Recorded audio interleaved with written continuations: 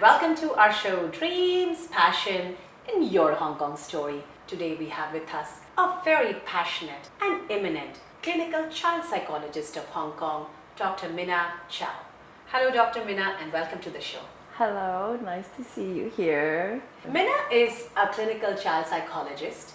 She is a founder and clinical director of Sprouts in Motion. This is an integrated children center for kids with learning, psychological, emotional and social challenges in life. Minna did her doctorate from Ohio State University and is a certified clinical child psychologist from American School of Neuropsychology. Minna has been an eminent researcher in this field. She has done numerous talks and has been guest speaker and mentor for many organizations in this field. Minna is clearly an authority. Tell us, how long have you been in Hong Kong now? Well, it's been over 20-something years since I came back. Where are you originally from? I was born and raised in Macau, so I'm not from Macau, but from Hong Kong. Oh. Yeah, so I have a background which is different, like for most people that you're going to be interviewing. So I have a different identity. So I'm born and raised in Macau, and I find Hong Kong the place to grow, Wow. to build, to seek my passion. Very nice. Yeah. You did most of your education, especially your certification in clinical child psychology from America. US is a great market to be in because I know that this field is extremely high in demand in America. What motivated you to come back to Hong Kong and pursue the rest of your career here?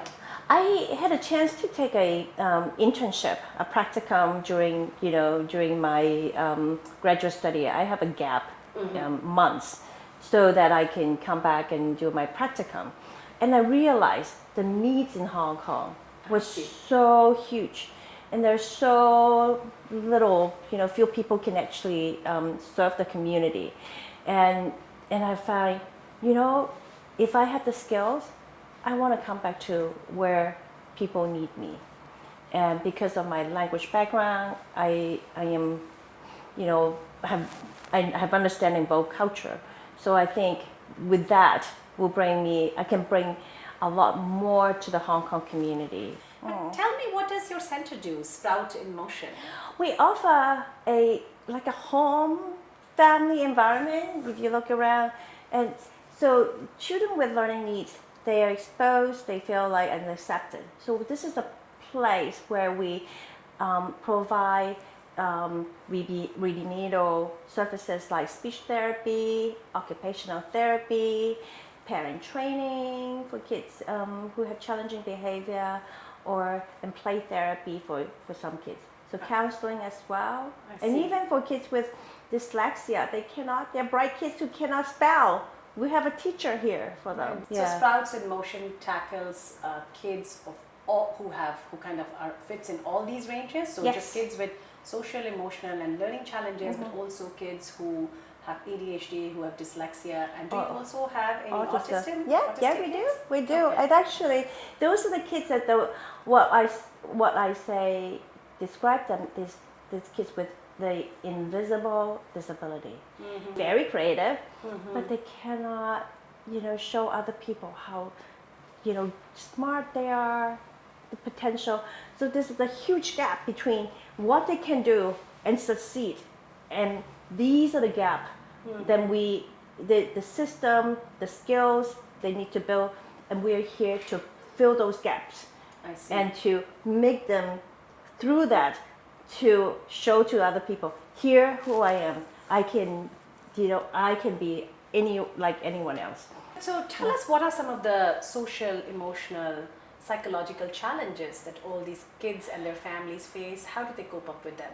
I think the social, emotional side of it in Hong Kong have unique ones. I think the stress that parents are having, they usually it's around the school. Do you also see depression cases? Yes, we do. We have depression. I think depressed mother. We have some depressed mother, which is very hard to get.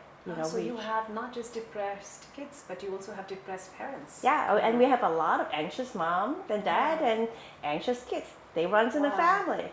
What would you, as a child psychologist, advise our audience to be on a lookout for how can a mother or the father, or anyone around can figure out that there is something going on with the child which is not correct and they should get a therapist? Well, you can see that the change. I think notice the change in a child's behavior, because kids, they're born happy. They run around. If you start to see change, it's like they're not seeing their friends. They don't want to do certain behavior that activities they like to do. And if you ask them to stop doing certain things, that, for example, screen time, and they become very annoyed. So those are the part. Withdrawal is one part that I'm always concerned about. Withdrawal. Yeah. I see. So not interested, not taking active interest in anything. Yeah, they're like, I'm going to stay home. I don't want to go out and disconnect with their community. So that's something to be aware of the mental health, because they are not reaching out. I see. So anxiety also comes in the form of because that's avoidance. Yes. So anxiety comes in three parts. The thought, what if I go out, people mock me? I see. And then you have the feeling part. So you will feel, your heart's pounding, your head is keep going, thinking about, what if, and your behavior is like, Mom, I'm not going. I want to, maybe I just, take another few days. Yeah. So that's an avoidance part of anxiety. Yeah. So this is a vicious cycle. I see. So look for withdrawal that. and avoidance. That's because when you avoid something, basically you are avoiding the fear objects. Yeah. Fear of the rejection. Yeah, fear of anything, or facing your peers, exams. Yeah. So those are the things to watch out for. Yeah, because avoidance actually is one of the symptoms. So look out for that. And so what does your center do for kids with ADHD, the attention hyperactive disorder? So do you work in partnership with the kids' school? How does Sprout in Motion work with that? We work so closely with the school. I mean, even when parents say, well, I don't want to get the school involved, and I say, 1 hour here is not enough. Right. And I will be lying to you. This is going to work. So because the child's life beyond that hour of play. Right. So this is not effective. Research actually say, in order for kids with ADHD have to have a better life, to gain better control. So we need to change the environment. So school is our environment, and the parents is their environment. Yeah. So we do parent training. I see. Yeah. Okay.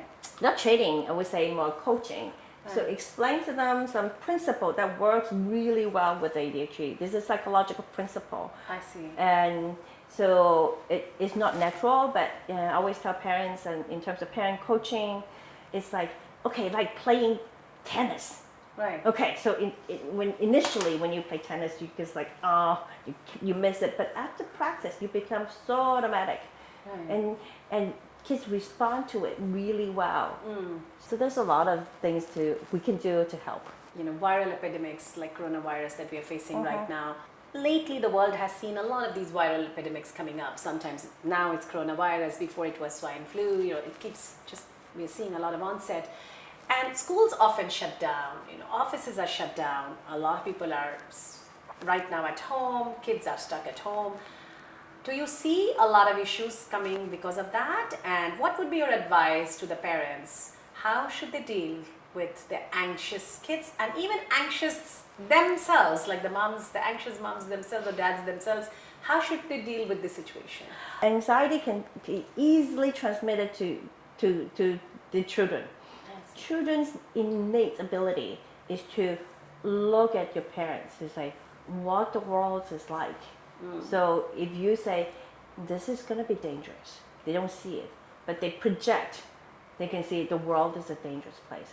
So do contain your own anxiety, be realistic, okay?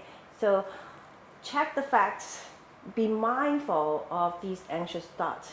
Okay. keep track of it, and stay away from social media. Okay, because, I agree. because all this news is just bombarded with you.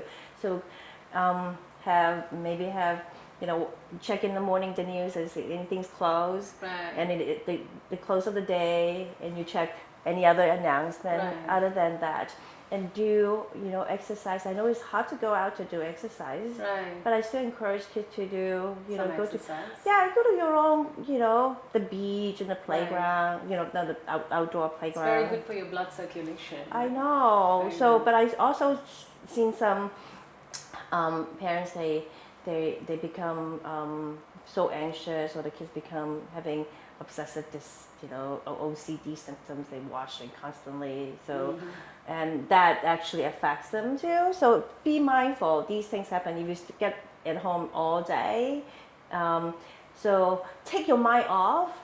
Watch a funny movie Right. instead. Okay. Yeah. So, what is next for Minna now?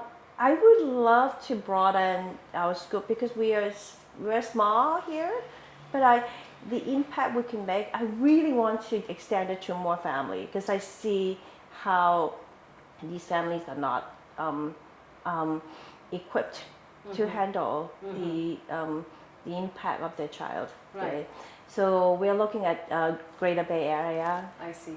So because there's so many international schools opening, and there is no way, there are enough, because we work closely with the international school. So we Okay. understand the system. We would love to be able to reach out to these families. So Greater Bay Area is in Shenzhen and those areas, right? Yeah. So your future plans is to scale in China and Southeast Yeah. Asia. Do you think Hong Kong as a base for you would help you there? Yes, How would- because Hong Kong is known for good tenant, the good people, professional. So we're hoping that by here will be a training ground. I see. So we will be able to bring our expertise and extend it to more families and community. That brings us to our rapid fire question round, Okay. which is getting to know Minna's Hong Kong story in a bit more fun way. Are you ready? Yes. So Minna's best way to cheer herself up on a gloomy day. I laugh. I joke about all sorts of things. I love the sense of humor. Your morning or your daily routine to keep your physical and mental health always spirited. I would love to walk my dogs. Okay. Yeah, I have 2 Westies. Your favorite casual dining place in Hong Kong? 𝐾𝐿 Okay. in the beef noodle place in the Soho area, the South area. Okay. Yeah, I've been there for about 20-something years. Wow. Okay, Yes. I need to try that. I haven't been there yet. Yeah. Wow, that sounds wonderful. Your favorite formal dining place in Hong Kong? The Mandarin Grill Okay. is still my favorite. It was very detailed, and all the quality is always good. Yeah. Your favorite fun activity in Hong Kong? I love to actually go. It's very simple things. I go to the market and I buy fresh ingredients and cook myself a healthy meal. So, Minna, what are you most proud of as a Hong Konger? I think Hong Kong people are very adaptive. They're very resilient in terms of, when they see adversity, they problem solve, and they're self-starter. So Hong Kong is a place with efficiency. I see. So when you have an idea, you can definitely try it out here and have your own network really quickly. So that's the beauty of Hong Kong. Hong Kong people are known for very resilient, and the city itself is so convenient, Right. because you can go from one place to another. You have a whole range of food and cuisine, Yeah. and the natural beauty. Yes. Yeah, and also you can travel from Hong Kong to all of the places within 2 hours.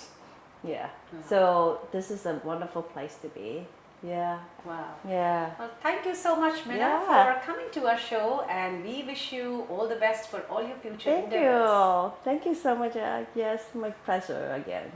Stay tuned for our next episode of Dreams, Passion, and Your Hong Kong Story, where we shall bring you another fascinating story from this wonderful land, Hong Kong. If you have any comments or feedbacks, or if you have an interesting Hong Kong story to share with us, please write to us at www.jskmediaglobal.com.